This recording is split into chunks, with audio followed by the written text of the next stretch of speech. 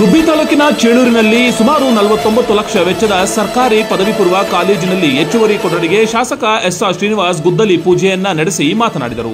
ಜಲಜೀವನ ಯೋಜನೆ ಪೂರ್ಣಗೊಂಡಿಲ್ಲ, ಆದಷ್ಟು ಬೇಗ ಕಾಮಗಾರಿಯನ್ನು ಮಾಡಲು ಸೂಚಿಸುತ್ತೇನೆ. ಕಳಪೆ ಕಾಮಗಾರಿ ಮಾಡಿದರೆ ಅವರ ವಿರುದ್ಧ ಕ್ರಮ ಕೈಗೊಳ್ಳುತ್ತೇನೆ ಎಂದು ತಿಳಿಸಿದರು. ಇದೇ ಸಂದರ್ಭದಲ್ಲಿ ಗ್ರಾಮ ಪಂಚಾಯಿತಿ ಅಧ್ಯಕ್ಷೆ ಜಯಮ್ಮ, ಉಪಾಧ್ಯಕ್ಷೆ ಧನಂಜಯ, ಸದಸ್ಯರಾದ ಪದ್ಮಾ, ಮುಖಂಡರಾದ ವೆಂಕಟೇಶ್, ನಾಗರಾಜು, ರಾಮಕೃಷ್ಣಪ್ಪ, ಮೋಹನ್, ಧಾಮು, ಕೊಡೆಯಾಲ ಮಹಾದೇವಯ್ಯ, ಕೆಂಪರಾಜು, ಶಿವನಂಜಪ್ಪ, ಇಂಜಿನಿಯರ್ ಗೋಪಿನಾಥ್ ಸೇರಿದಂತೆ ಇನ್ನಿತರರು ಹಾಜರಿದ್ದರು.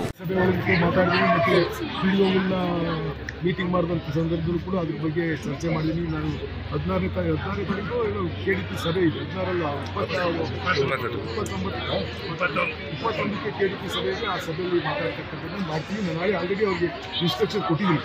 ಪಂಚಾಯತಿಗಳು ಯಾವುದೇ ಕಾರಣಕ್ಕೂ ಕಳಪೆ ಕಾಮಗಾರಿ ಇದ್ದರೆ ನೀವು ಹ್ಯಾಂಡ್ ಓವರ್ ಮಾಡ್ಕೊಂಬಡಿ ಅಂತ ಅವ್ರಿಗೆ ಹೇಳಿದ್ದೀನಿ.